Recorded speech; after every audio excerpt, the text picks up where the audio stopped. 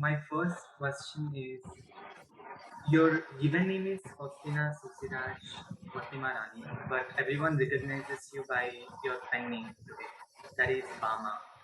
So, can you tell us why you choose Bama as your pen name and any background for it? See, I was born in a Christian family, so my baptismal name is Faustina.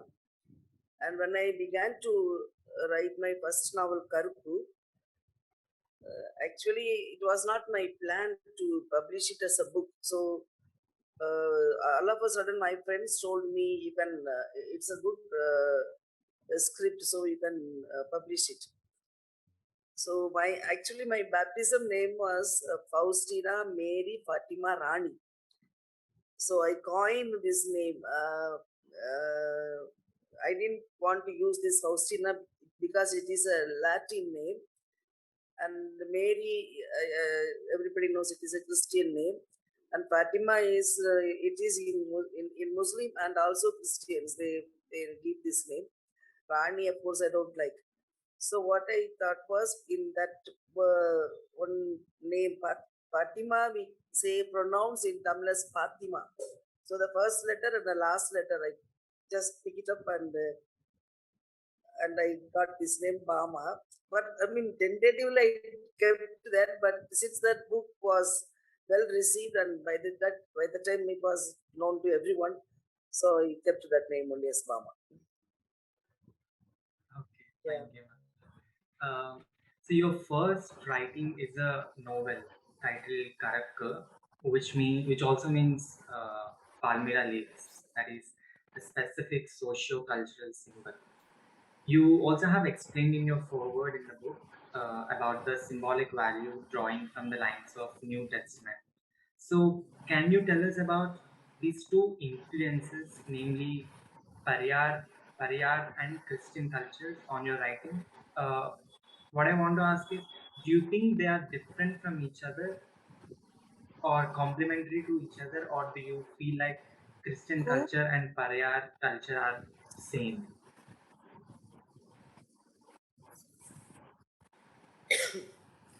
No, it is Paraya is a caste name actually, and the Christians when Parayas become Christians, they are called as Christians. Only that is religion. So it is not two different identity as such. Most of the Parayas in olden times, they converted themselves into Christianity because they wanted to escape from these caste atrocities and violence they experienced, and they joined in Christianity because Christianity, at least, Jesus spoke about equality, an equal society and love for each other, and he respects human dignity, and so they thought that they will be treated as human beings, at least in Christianity. So they converted themselves. So the culture as such, I won't say that it is two different items, like, because caste is actually, it is instilled and imbibed in the culture, in the blood and nerve of every Indian. So it is in there. The only change that we can see after becoming Christians is they were able to walk, go to the church. Unlike in Hindu temples, they were not allowed to enter into the temples. But here in the Christian churches, they were allowed to go inside the church to worship God and to read Bible. And most importantly, they got education in Christian institutions, and they get medical facilities. So their life in the society and their status in the society began to change. So uh, the culture as Dalits and the Christian culture they adopted, it is now all mingled as one, as I think. But I want to mention here also, the saddest part is, nowadays they, this coming generation, they try to forget their caste culture. because the Dalit culture is very resilient and very it is a kind of uh, fighting tendency for just causes and trying to liberate themselves. That kind of lively culture they have. But I don't know, maybe because of this mingling of with other cultures or whatever may happen, they are forgetting that once if they begin to respect it and value their own culture and rooted in that culture, that's what I think. Because we in my generation, my parents, my grandparents, we all had that culture, and that gave us life, and that gave us life in the sense amidst all these odds of life and caste atrocities and discriminations. Which made us alive was our culture. And nowadays they think, or they are made to think, that our culture is impure, ugly, and it is not okay comparing to other caste culture. That mentality is now slowly coming in. But otherwise there is Paraya culture and Christian cultures. Christian as such, I mean, even in Christian you cannot categorize as one full whole Christians. Like European Christians are different because they have their own culture, and here also Dalit Christians, and among Dalit Christians they have caste, they practice caste. So each caste own up their culture, and with the caste only they are living as Christians. That is another ridiculous thing. Okay, thank you for giving more detail on it, ma'am. My next question is: you told in many instances that Karukku was a self-healing process. Uh, if Karukku was a self-healing process, then the writing that which came after Karukku was Sangati. What is that to you? What does it mean to you, Sangati?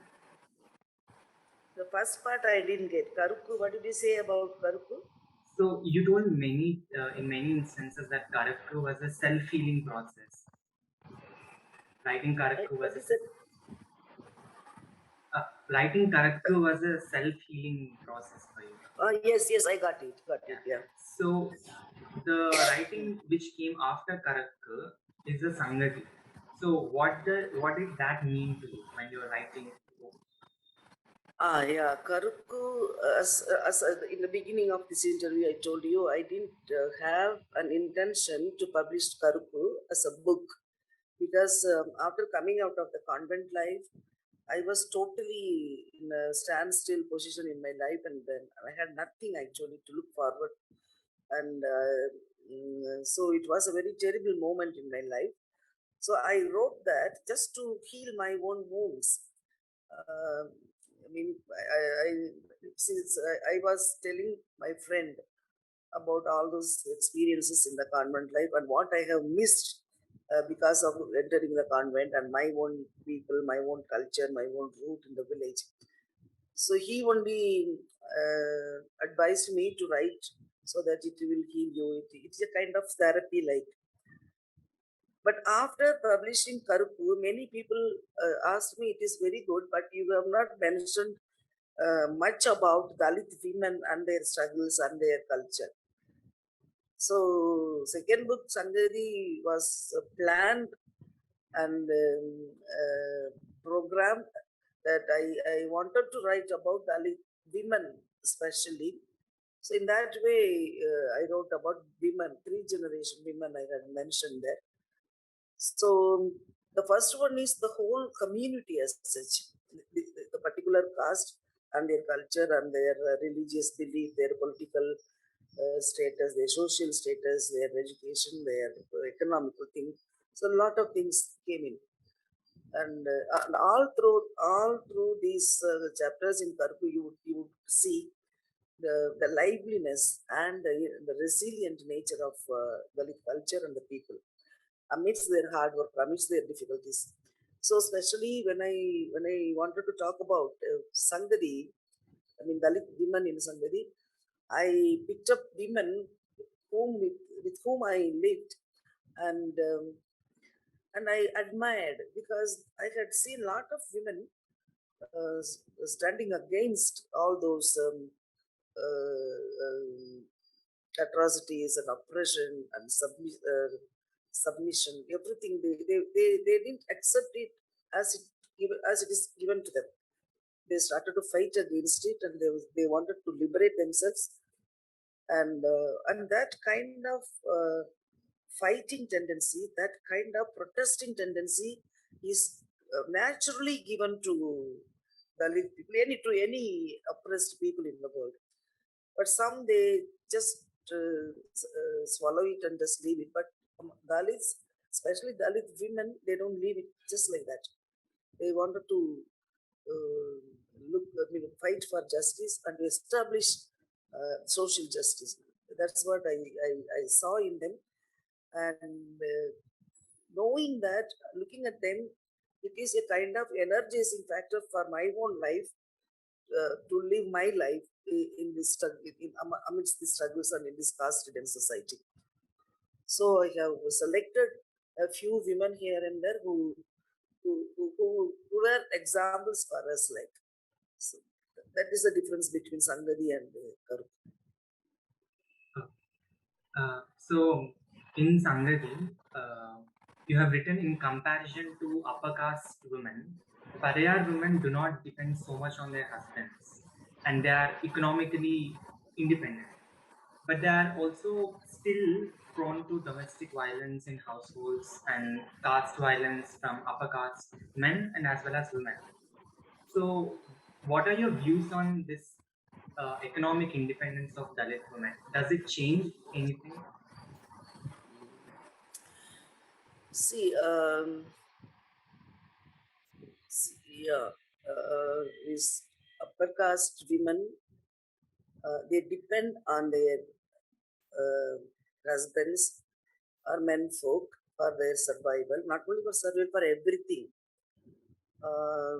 to even to dress up, to even small, even for small things, they expect their permissions, or uh, I mean they are, as we know that what the Hindu religion says, Manu says, husband is like God for them. But for Dalit women, it is not so. For Dalit women, they work hard, equal to Dalit men. Uh, so they are economically, they are standing on their own legs, and there is no need for them to depend on their husbands or sons or anybody like that, because their asset is their hands and their body. That is the only asset they have, and they work very hard, not only for their own comfort or livelihood, but for the whole family. Because many men, even see, they work hard, but they drink and they waste a lot of money, and they, some partially they give to the family, but sometimes they don't even give.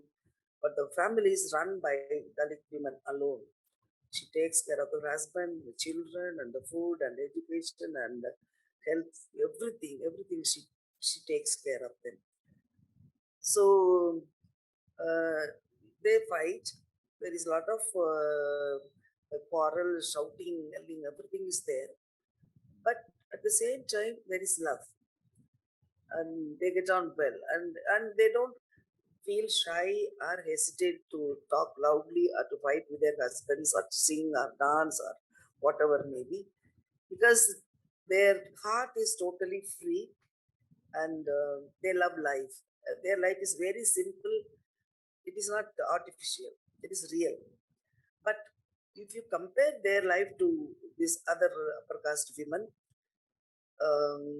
their life is not that open, that not simple, and even they can't even shout and cry to express their difficulties, their disappointments. They have no freedom like that.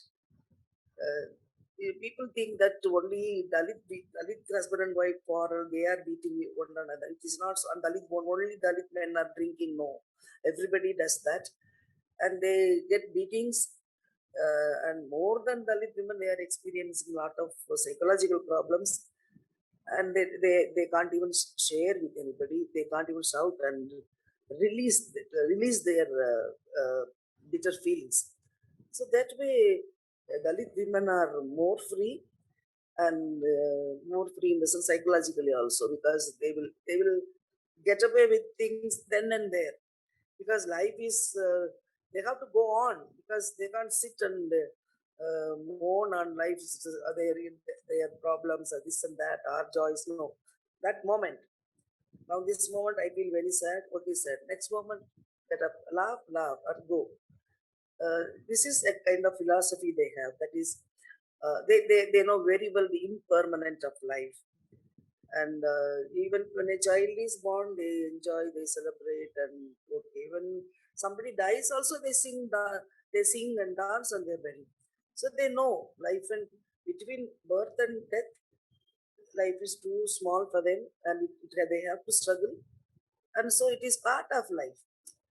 So this kind of attitude, this detachment from this philosophy of life, really helped them uh, to to not forget, as I say, but to not to give more importance to their struggles of life and this and that. And they get satisfied with minimum things. They want only a small house to live, something to eat, something to wear, and they don't want to collect so many things and keep for generation. So this simplicity of their mind and heart and their love enable them to live like that. That is a big education, that they are like role models actually. Yeah, because I have educated, and I don't go to the village very often now. Sometimes I go, but even now, for me, they are the people source of energy for them. Uh, that is something, yeah. Yeah, true. They are really role models. Uh, so when Karukku came, you had in many interviews said that your village had not received it well initially because they misinterpreted it to be depicting Pariyar's lives as in bad light. So can you tell us how that misinterpretation came to form, and what do you think are the possible social cultural reasons for that misinterpretation? Yeah, when the Karku was published in 92, and actually it was with much difficulty only I published it, because nobody wanted to publish it. And through a social service center of, say, Jesuit priest, I was able to bring that book. And in my village, most of the people are that time illiterates. Only a few people got education, and somehow the educated person got one book, and after reading it, um, then that group of boys, one after the other, they read it, and what they did was, um, see, I since I had no intention of publishing it, I kept the real names in that book, and their nicknames. I didn't change anything. Um, Actually, it was not an imaginary story; it was a real story. So, first of all, when I wrote, I didn't think of this. So I kept all the real names and nicknames. So they were offended. So they were able to identify themselves. Oh, this character is me. That character is so, like that. They were able to identify, and they were going on telling people, see, she has written about you, and your nickname is here. People all over Tamil Nadu will read it, and they will so something like that, and she is degrading you, and like that they were propaganding, and they were very angry. How can she use my name? How can she use my nickname? So in that way, they were very upset, and people actually they aggravated the situation, and because many people didn't read it, they didn't know to read, but they misinterpreted it without context. They told their stories, and they were very angry. And I was not there in the village. They went and fought with my parents, who were very old and sick, and my father was very upset, and he wrote to me don't come to the village. They wanted to beat you. Now they came and fought with us. They wanted to beat them also. Somehow they escaped. And you don't come now to the village because people are very angry with you. So I went to the village and but one boy, he read it correctly and he wrote a very long letter to me. See, these people misunderstood your work, so you don't come now. We will make them understand, and after that, I will let you know when to come. So maybe 6 or 7 months I was roaming around. Then what these boys, the youth of that village, most of the time, daytime, they everybody go to work. So evening time, they collected the people and they sat under the street light. And one boy read the book and with the context, they explained why I had written that book. Then they realized that this is not degrading us. Actually, she is representing us. She is the voice for us. We are living here as voiceless people, powerless people. But her writings tell our stories, our struggles, our aspirations, our dreams to the outside world. So that kind of understanding was given to them, and slowly they began to know that she has not degraded us. She has really, she's a representative for us. That kind of understanding happened. Then after that, they erected a Dr. Ambedkar statue in the village bus stop. That time they invited me to inaugurate that, to garland him.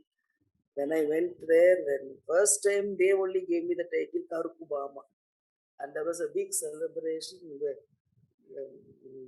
very, very memorable celebration it was. They took me as in a procession through the village street and went to the bus stop. Then we garlanded, then we came back and lot of entertaining. So after this event, many people began to accept me, and then when I go, before that I used to go to my home, visit my parents. Come now, when I go, everybody talk to me, and they used to come and tell me, oh, these are all things happen in our workplace. This fellow did that, that fellow did that. Write all that in your story, and they have given me a lot of themes for my short stories. So things totally changed. Yeah. Uh, you're known to be a path-breaking writer in terms of writing in a language that is specific to caste, class, social location. On the other hand, there is also this kind of administrative political activism and in popular terms like scheduled caste, Dalit, Bahujan. So how do you see this?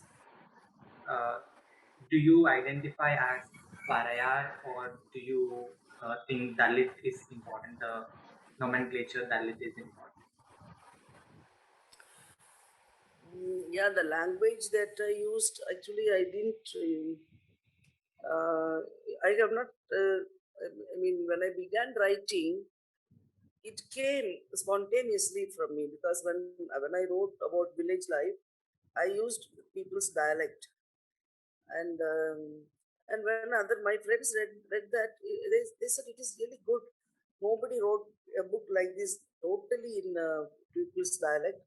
At least the narration was used to be like that, but the dialogue used to be like that. But the narration, they used the classical Tamil, but you have used the whole thing in that in dialect. So we'll keep like that and publish it. But there were a lot of criticism also. What kind of language this is, and after all, she is an educated lady and she is using filthy language, and so things like that. Many people commented on it. Then, but there were people who enjoyed also. I mean, it's really good because this language, when we read in this language, it is actually directly from heart to heart, and there is no 100% truth in this language, and it speaks to you directly, and that way also there were a lot of people commenting on it. And but the other upper caste and other so many people said it's not a good, decent, it is an indecent language, they said. Then one day I was furious because they use all kinds of you see, different caste people have different kinds of accent and different way of speaking. I mean, in Tamil itself, and they use their language in cinemas and in literature, and so many writers they use their own caste language, and they celebrate it and they enjoy it and they say it is very good language, classic language, things like that. But when we write in our language, they why do they say that? Because they consider us impure people. They consider our culture as impure, and the language also is impure for them. Then I said, no, it is not like that. It is as you celebrate your language. I love my language. I will use this language only. So from that time onwards, I determined to use this only. So all my books and a lot of my short stories, I use this language only. And the second part of your question, Paraya and Dalit, but nowadays this Paraya is not commonly used anywhere because at least in the southern part of Tamil Nadu from where I come, they didn't use this word. If anybody mentioned this word, then there will be a big fight. And normally people now this categorizing SC, BC, MBC, SC this way, and now it is even not only in educational institutions we use this, but otherwise people normally use as uh, Dalits, in common Dalits. Yeah, that is the word we prefer, and we use that word. But even then, some people they say we don't want to be called as Dalits, but it up to them. It is up to them. But for me, see, even if you want to become something, somebody, and now in Tamil Nadu, it's one particular Dalit subcaste, change their name. And I don't think maybe they like it. I don't criticize them, but whatever thing you change, whatever upliftment you get in life, the stigma is still with you. They keep that only. Even even after death, they have separate cremation ground and burial ground, things like that. So I mean, as for me personally, I own my identity. Yes, I am a Dalit. I am a Dalit woman. That way, mm, and I am second to none.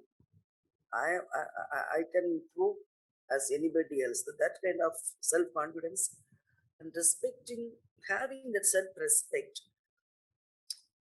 and owning my identity, I feel some sort of tremendous psychological freedom. Otherwise, if you all the time SC is, if I reveal yes, if they know that I am SC, or if they know that I am a Paraya, or if I know that I am Dalit, listen, so many things like that. No preoccupations, and what will happen? They will segregate me. They'll do this to me, that to me. Of course they do, but I push away all those things. Yes, I am. Yes, I am. See, I am a woman. Yes, I am a woman. I proudly say that. Similarly, yes, I am a Dalit, and I don't feel sad or I don't regret to be a Dalit. So that kind of mentality, I think it helped me. And when I speak to people or students, I say this: hiding is not a remedy. Own it up and live as a very bold, liberated person. And for that, two things I say. One is education, as Ambedkar says, educate, unite, and agitate. And the next one is stand on your own leg. Don't depend on anybody. That way, any kind of work, anything that I mean, dependency only made us slaves in the past, and we don't have any real wealth or asset. But whatever way we can improve, we have to. Then we when we stand on our own legs, then things will change. Yeah, A last question. yeah, So uh, there's a lot of there has been a lot of oral histories, oral tradition in Dalit cultures and oral literature, and now we are seeing print literature as well.